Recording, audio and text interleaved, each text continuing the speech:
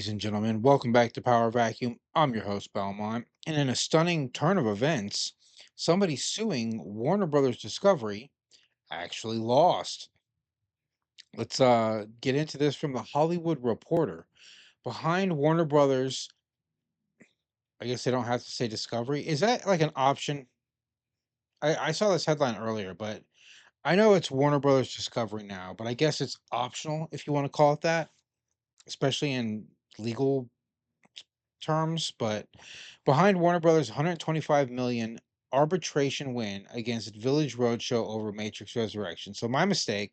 I keep calling this a lawsuit, and it's not. I guess if it was an arbitration, it never made it to the lawsuit step because I believe lawsuits happen in court. Arbitration is basically talks.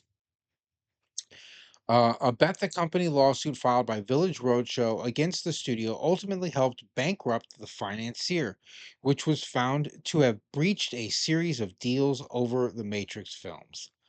Imagine being the one to file a lawsuit, and then the court is like, yeah, you're actually the person who broke the rules and violated the terms of the contract, not the person you're suing. It would be so embarrassing. When it filed for bankruptcy earlier this year, Village Roadshow pointed to the souring of its longtime partnership with Warner Brothers for its financial woes. At the heart of the falling out, that was years in making, a legal battle over the studio's decisions to release Matrix Resurrections simultaneously on HBO Max and in theaters, eating away at box office returns. The lawsuit went dark shortly after it was filed, with a judge moving it to arbitration. Okay, well, that answered my question or my misunderstanding.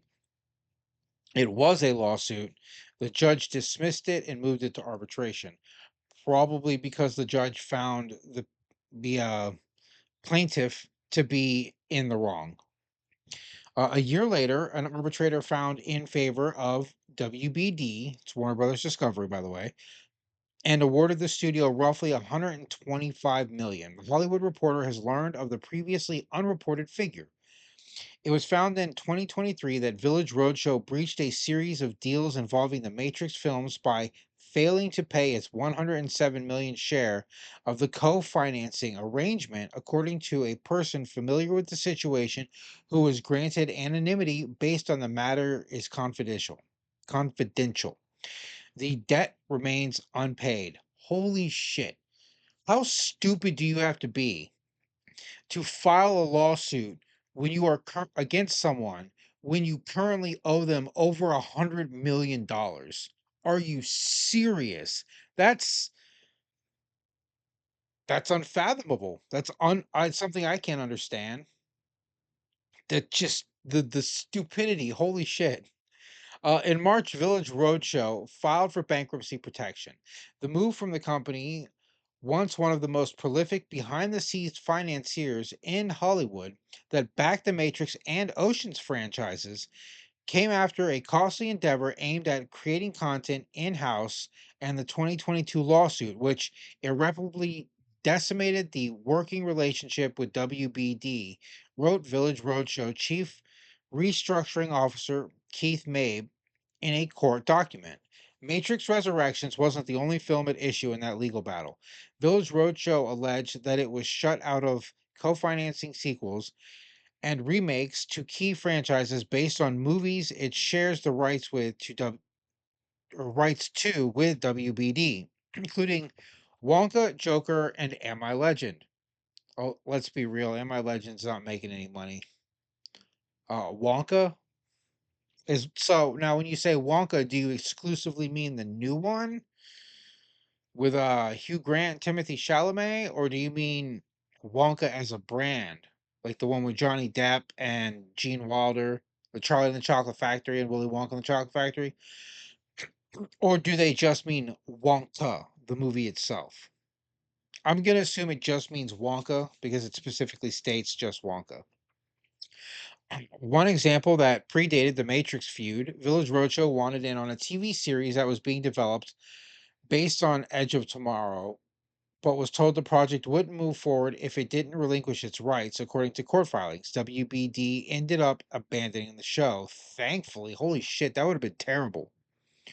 Edge of Tomorrow or Live Die Repeat was one of those movies that it summed up everything perfectly. It didn't need any extra. It doesn't need a sequel, doesn't need a franchise, doesn't definitely doesn't need a TV show. And if you haven't seen Edge of Tomorrow, definitely check it out. Well worth it, especially the yoga scene. Some of you know what I'm talking about. Responding to the claims that The Matrix Resurrections, WBD maintained in public statements and court filings that it offered Village Roadshow the opportunity to co finance the film, which was accepted.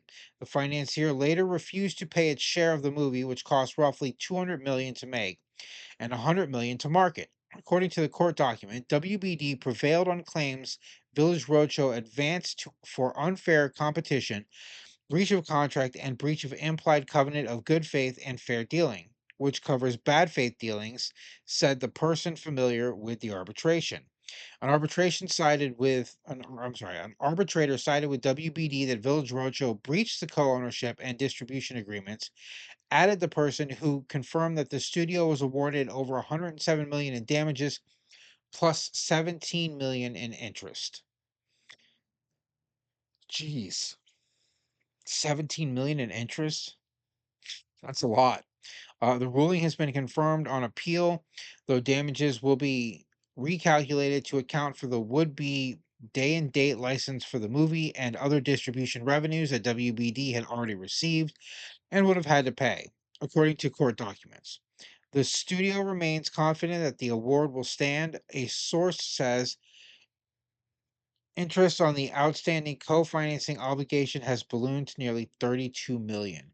Village Roadshow incurred over 18 million in legal fees over the course of the litigation, while WBD spent roughly 8 million across arbitration related to The Matrix sequel and Wonka, which involved allegations that the studio refused to recognize the financier's rights to partner on the movie by claiming that it's not a prequel to Charlie and the Chocolate Factory, a film co-owned by the two sides per the court document.